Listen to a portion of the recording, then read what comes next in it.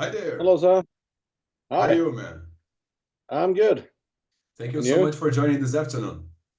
Sure. Well, Heimdal is another chapter in Enslaved's long journey exploring Norse mythology. How does it differ from previous albums in terms of musical style and lyrical approach? Uh, well, it differs in the way that we have a main goal of never ever repeating ourselves, walking on our own footsteps. But there's never any conscious move of any musical direction. There's not a goal in itself. It's more a matter of expanding and exploring and simply trying to make your own favorite music at the time being. I don't feel if we have like a certain plan of creating something similar to something that will be very, very generic and rigid music. So we just prefer to kind of put the challenge on ourselves and try to create something we haven't done before, one way or the other. As long as we like it, that's the most important.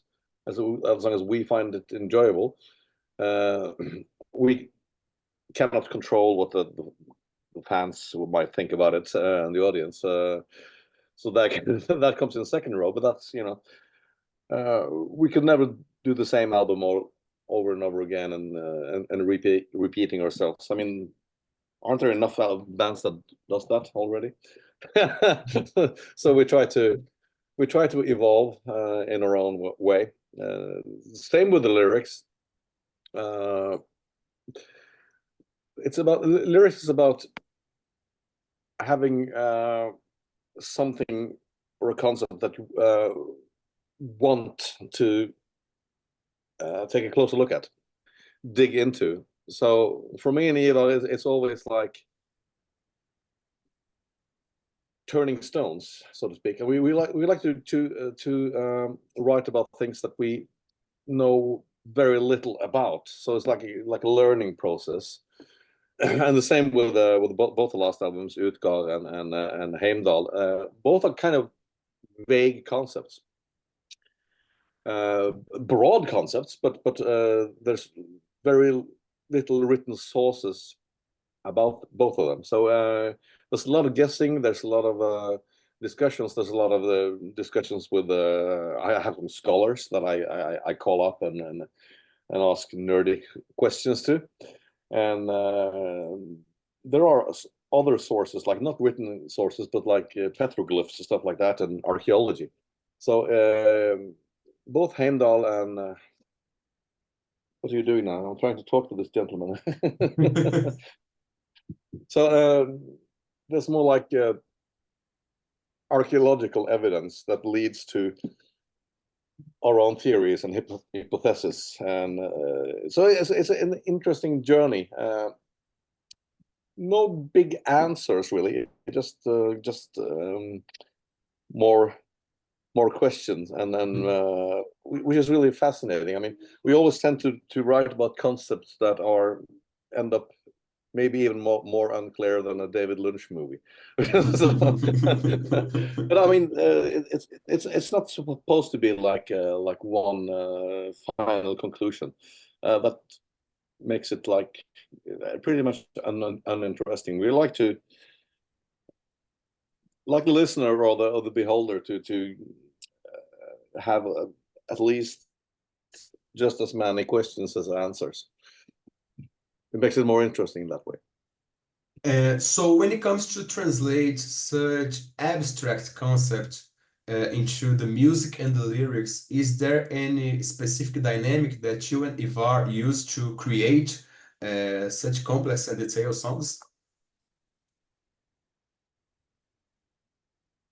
Well, I usually I like to when I get the sketches from Ivar, I like to listen to the songs while I finished my lyrics, and kind of let's his riffs and his demos kind of some sort of inspire the ideas to inspire me to put them together. So like the last piece of the puzzle. That's the one way I usually do it, and then I will go on and try to figure out what to sing over the different parts, and then I would make like a super super rough sketch, and then I will head up to Bergen, where the other guys in the band lives, and me and the drummer, and also he's also one of the singers in the band. We will go down and make vocal arrangements, finalizing them, make vocal demos and stuff like that. And from then on, it's more like minor adjustments. We usually make like at least 90% of the vocal arrangements prior to the actual recording sessions. So that's basically the way we work, yeah. Since there's a lot unknown about Heimdal, how do you personally interpret the figure of Heimdal and his role in Norse mythology? Well, the most interesting is that we... Du må gå ned. Pappa opptatt, sant? Da gå ned til mamma. Oh, sorry. I do have kids as well. yeah, it's just like that. Yeah. Yes, of course. When we start digging into the Heimdal concept, on a quite early stage, and as suspected, we found traces of him. I mean, he was probably one of the original gods or deities, and was probably worshipped in some way. I mean, way before something called Norse mythology or Odinism even existed. He's one of the... I mean, who knows how long he is like being worshipped in this area? Probably at least in the Bronze Age, because you can find petroglyphs that highly suggest that this is the same character, perhaps under a different name, but this is definitely Heimdal. And we used a couple of those on the artwork as well. And there are also other fragments and hints in the texts of the Norse mythology that strongly hints towards many directions, but they strongly suggests that this is like a pre-Norse mythology figure, and that sparks an interest. So it was a lot of digging, and it was a lot of I would say, can you say biblical? Not biblical, but not biblical archaeology, but I'm searching for a word. Can you say that? Can you do archaeology in studies and diaries and stuff like that? Yeah, I guess you can. Library, like librarian archaeology, something like that. Makes sense. and of course, calling scholars and professors and annoy them by discussing something in their working hours that they're not supposed to discuss in their working hours and stuff like that. So yeah, it was a really cool process. As one of the founding members of Enslaved, how has your role as vocalist and bassist evolved alongside the band's musical evolution from an early black metal to a more progressive sound? I mean, it has grown with more or less with the taste in music, or actually the widening of the musical horizon. Because I mean, have always been listening to kind of diverse music. We from an early one of the earliest sources of inspiration for the very first album was German electronic music like krautrock, bands like Popol Vuh, Kraftwerk, Grutle Kjellson, Tangerine Dream, stuff like that. So those non-metal influences has always been there, and later on we like from the mid-90s we started listening to bands like bands like King Crimson and Pink Floyd, Rush, bands like that, 70s prog rock, and you know, with a little more odd structures than both classical metal and especially primitive extreme metal that we started out with, you know. So I mean, we still listen to those bands we listened to back then. I mean, metal bands. We still really fond of Battery. We still really fond of Autopsy, Carcass, Destruction, Sodom. All those bands. They're still there. They're still part of the platform. But we like to incorporate all kinds of. I mean, to us, there's only two types of music. There's shitty music and it's great music. And if we want to try out something, we don't have those limits or boundaries. We just, yeah, fuck it, go ahead, let's do it. So I think that has always been like the Enslaved ethos that has made us, given us the artistic freedom to do so, because everybody knows that we're not gonna listen to anyone else anyways. So that's pretty cool. Yeah. This year marks the 20th anniversary of the album Isa. Looking back, how do you assess the importance of this album in the band's trajectory and how it influenced the musical direction you took on subsequent releases? Isa, that was the first album as a 5-piece. With like we had a new drummer, we had a new keyboard player, and for the first time we kind of took advantage of having a fifth member on keys, and that really we were able to kind of open up the our musical landscape a lot more. We could have more intricate arrangements, basically make more interesting songs that we wanted to do for a long time, but we had really had limited resources because we always leaned on I mean, ever since the fourth album, we leaned strong young 2 guitar players, 1 lead guitar player and 1 rhythm guitar player. So adding a keyboardist was actually a relief, because then we could explore even further in the directions we wanted to. And Isa, that was our biggest, let's say, commercial success since the Frost album. So it really gave us a new start. We was starting to tour a lot again, and at least in Europe, for the first time in quite many years, actually. So that was a real one of the real big milestones in our career, and I can't believe that's been 20 years. It's fucking crazy.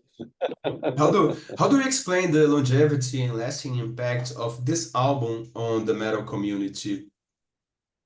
Speaking of the importance of the connection with the fans in this process, the longevity and lasting impact of Isa on metal community. I mean, Isa is one of the, the title track is one of the songs that, I mean, I remember we had this we had some online streaming concerts during the pandemic, and for one of those concerts we had like a fan voted set, and we figured they're never gonna pick Isa, because I mean, we've been playing that for almost 20 years. I mean, people must have gotten tired of that. But of course, Isa was voted in. I was like, okay. I guess it's one of the songs that you're stuck with. It's nothing like I guess it's nothing like Ace of Spades with Motorhead. Not even close. But I mean, it's one of those songs that people ask for over and over again with Enslaved, and it's one of the songs that we almost on every concert we kind of had to play it. We tried to skip it a couple of times because we have grown a little. I wouldn't say tired of it, but you know, it could be refreshing to play something else every once in a while. But then people start complaining again. So that's definitely one of the songs that they want to hear. And I was like, okay, fair enough. It's a fairly good song. So yeah. What do you think of the current state of black metal in the world? Are there any new bands that are worth listening to?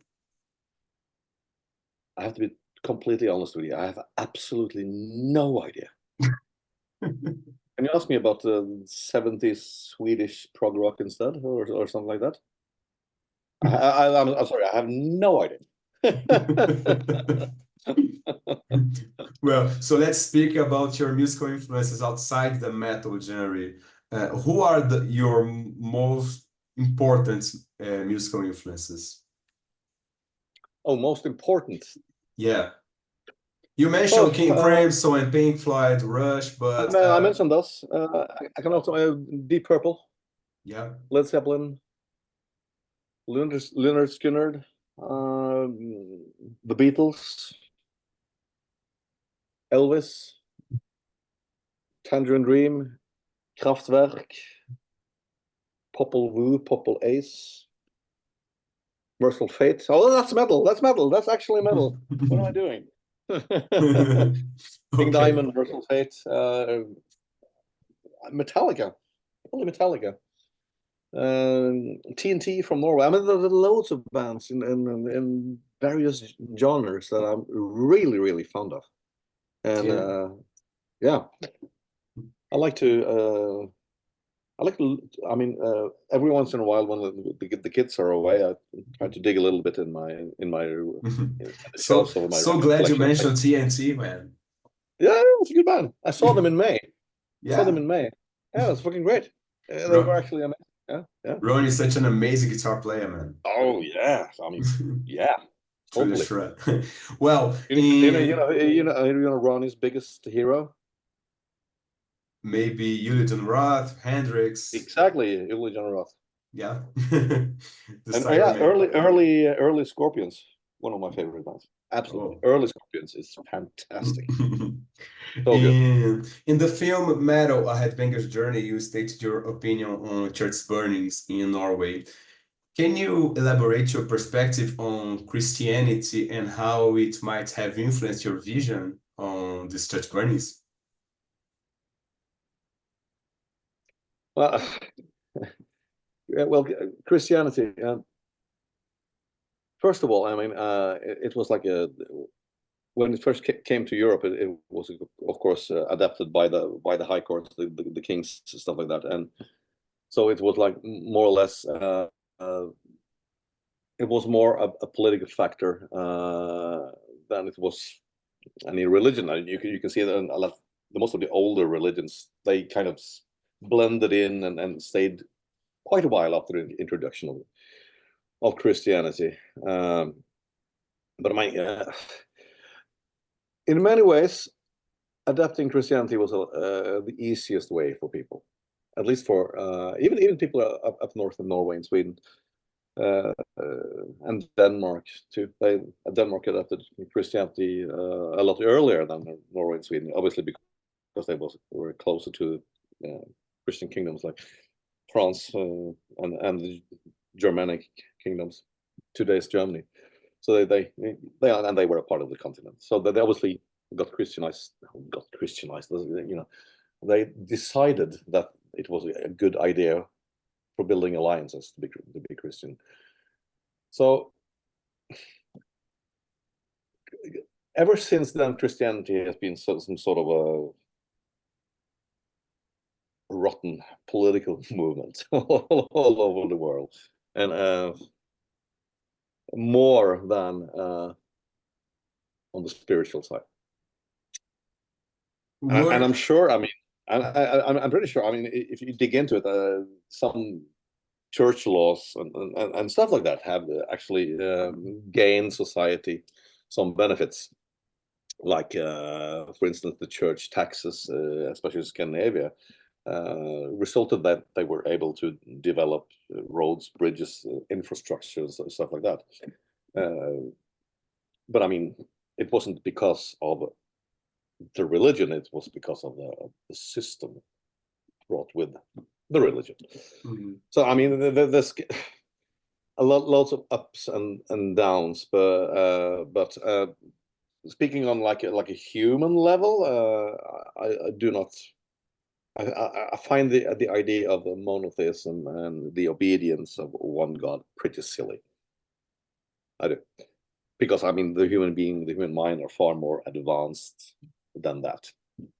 It's like it's just as big as a fairy tale as absolutely anything else, and then they have, of course, adapted everything from all the holidays and all. Yeah, Christianity is an adaptation. The Bible is an adaptation.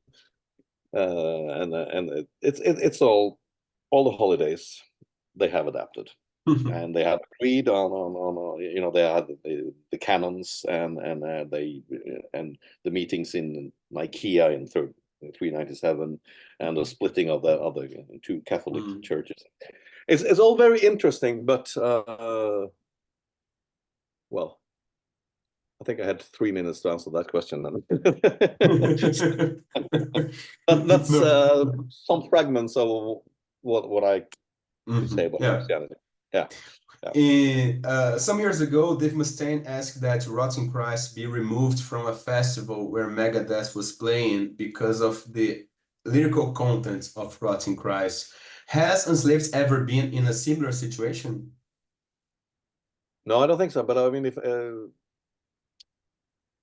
if people and companies and I mean, if they understood our lyrics, we would probably be banned lots of places. But I mean, I guess they are a little bit weird and metaphorical, so it's not easy to pinpoint what exactly we initially meant by those lyrics. So we have moved under the radar, I guess. This will be Enslaved third time in Brazil. How does it feel to be back on the country again? It's been a while. Was it 2019? It's been 5 years. 5 years. Yeah, exactly. Yeah. So in November, is it summer in November in Brazil? Almost summer. It's spring. So it's gonna be warm. Yeah. I'm gonna die. I don't like heat too much. But I'm looking forward to the meat. The meat is really good. I like the Brazilian barbecue, or the restaurants. Good food. And what can the fans expect from the show itself? Are there any special surprise planned? I mean, if we don't die of heat, it will be an energetic performance, a vitamin injection, hopefully. Be prepared for the heat. It's gonna be a good rock and roll show, performed by old dudes with long hair and some without hair, and yeah, you know, old guys, old man's rock. What's in the plans for Enslaved? I mean, are there any specific goals or projects you like to pursue? Well, it's hard to say, like almost 35 years into the career, do we have any goals? The goal, I think let's take one step at a time, and I would like to make at least one great album. I think I'm ready for that, at least, and see what happens afterwards. I mean, we're not getting younger, so, and I guess we're not around in 20 years anyway. I mean, I don't think I'm gonna travel around the world screaming my guts out when I'm past 70. And that's that's just a very ridiculous thought. So yeah, some more great albums. That would be my personal goal, anyway. So, man, thanks so much for your time. Hope you enjoyed this conversation as much as I Yeah, I did. did, yeah. And as for my last request, would you please put the horns up for the print screen? The horns. Woohoo, okay. All right. Yeah, thank you so much, man. All right, man. See you in November. See you in November, man. Yeah. Obrigado.